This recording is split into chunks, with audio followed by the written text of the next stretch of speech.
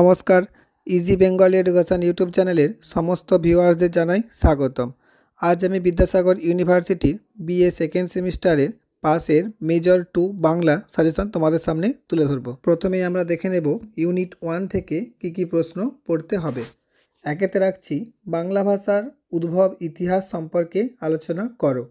দুইতে রাখছি সংস্কৃত ভাষা বাংলা ভাষার জননী কিনা যুক্তি সহকারে তোমার মতামত ব্যাখ্যা করো। এই দুটো প্রশ্ন এখান থেকে তোমরা খুব ভালো করে পড়ে রাখবে 10 নম্বরের জন্য। 5 নম্বরের জন্য যেগুলি পড়বে তার মধ্যে একে রাখছি প্রাচীন বাংলা ভাষার কালসীমা ও নিদর্শন সমেত ভাষাতাত্ত্বিক বৈশিষ্ট্য আলোচনা করো। ভাষাতাত্ত্বিক বৈশিষ্ট্য মানে ধ্বনিতাত্ত্বিক ও রূপতাত্ত্বিক বৈশিষ্ট্যগুলি লিখতে হবে। দুইতে রাখছি মধ্য বাংলার শ্রেণীবিভাগ সমেত ভাষাতাত্ত্বিক বৈশিষ্ট্যগুলি আলোচনা করো। তিনেতে রাখছি আধুনিক বাংলার ভাষাতাত্ত্বিক বৈশিষ্ট্যগুলি আলোচনা করো। এইবার দেখব ইউনিট 2 থেকে কি পড়তে হবে। ইউনিট 2 থেকে যেগুলি তোমরা খুব ভালো করে পড়বে 10 নম্বরের জন্য একে রাখছি লোকভাষা সম্পর্কে সংক্ষিপ্ত একটি নিবন্ধ লেখো। দুইতে রাখছি উপভাষা কাকে বলে, বাংলা উপভাষার শ্রেণীবিভাগ করে প্রচলিত অঞ্চলগুলি নাম সমেত ভাষাতাত্ত্বিক বৈশিষ্ট্য লেখো। এই প্রশ্নটা পড়ে রাখলে 5এই হোক এবং 10এই হোক যে কোনোভাবে কিন্তু এখান থেকে প্রশ্ন আসবে। আর এখান থেকে 5 নম্বরের জন্য যেগুলি পড়বে তার মধ্যে একে রাখছি রাঢ়ী বঙ্গালী ও ঝাড়খণ্ডী উপভাষার ধ্বনিতাত্ত্বিক ও রূপতাত্ত্বিক বৈশিষ্ট্যগুলি লেখো। এই যে 10-এর 2 নম্বর প্রশ্নটি যেটি দিয়েছি উপভাষা শ্রেণীবিভাগ সমেত আলোচনা, ওই প্রশ্নটির মধ্যেই কিন্তু রাঢ়ী বঙ্গালী ও ঝাড়খণ্ডী উপভাষার বৈশিষ্ট্য রয়েছে। আচ্ছা, এরপর আসি ইউনিট 3-তে। ইউনিট 3 থেকে কি পড়বে একটু দেখে নাও। 10 নম্বরের জন্য যে সমস্ত প্রশ্নগুলি পড়বে তার মধ্যে একে রাখছি বাংলা ব্যঞ্জনধ্বনির বিজ্ঞানসম্মত শ্রেণীবিভাগ আলোচনা করো। এটা দুটো পার্ট রয়েছে, একটা উচ্চারণ স্থান অনুযায়ী ব্যঞ্জনধ্বনির শ্রেণীবিভাগ আর একটা হচ্ছে উচ্চারণের প্রকৃতি অনুযায়ী ব্যঞ্জনধ্বনির শ্রেণীবিভাগ।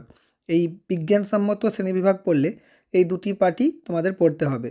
এই দুটি পার্টের মধ্যে যদি একটি পরীক্ষাতে আসে তাহলে যেটি আসবে সেটি তোমরা লিখবে এখান থেকে।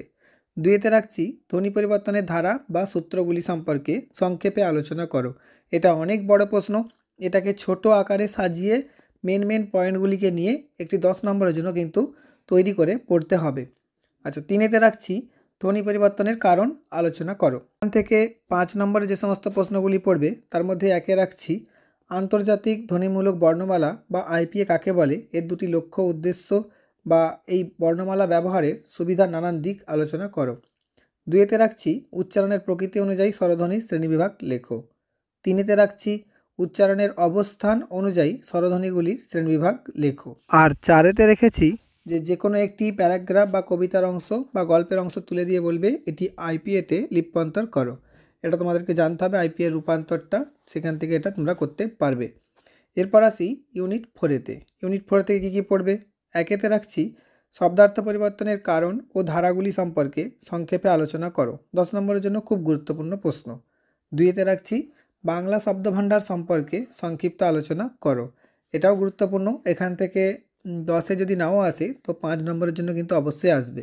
আর এই প্রশ্নটারই কাটা ভাগ আমি 5 নম্বরে দিয়ে দিয়েছি। যেমন 5 নম্বরের জন্য একে রেখেছি বাংলা শব্দভাণ্ডারের মৌলিক শব্দগুলি সম্পর্কে আলোচনা করো। মানে তৎসম, অর্ধতৎসম ও তদ্ভবগুলি তোমাকে পড়তে হবে। আবার বলতে পারে তৎসম শব্দগুলি শ্রেণীবিভাগ সম্পর্কে আলোচনা করো, তাহলে তৎসম লিখবে। আর তদ্ভব বললে তদ্ভব লিখবে। আর 2-এতে রাখছি বাংলা শব্দভাণ্ডারের আগন্তুক শব্দগুলি সম্পর্কে সংক্ষেপে আলোচনা করো। অতএব শব্দভাণ্ডার পড়ে রাখলে তোমার এই 5 নম্বরের প্রশ্নগুলো আপনা আপনি কিন্তু পড়া হয়ে যাচ্ছে। এখান থেকে তোমরা এই প্রশ্নগুলোই খুব ভালো করে পড়ে যাও, আশা রাখছি প্রশ্ন কমন পেয়ে যাবে। যদি কিছু প্রশ্ন এখান থেকে পরিবর্তন করি তাহলে সেটা টেলিগ্রামে জানিয়ে দেওয়া হবে। টেলিগ্রাম চ্যানেলের লিঙ্ক তোমরা ডেসক্রিপশন বক্সে পেয়ে যাবে। আর যদি ভিডিওটি ভালো লেগে থাকে তাহলে অবশ্যই চ্যানেলটি সাবস্ক্রাইব করে ভিডিওটি লাইক করে বন্ধুদের মধ্যে শেয়ার করে দিও। ধন্যবাদ।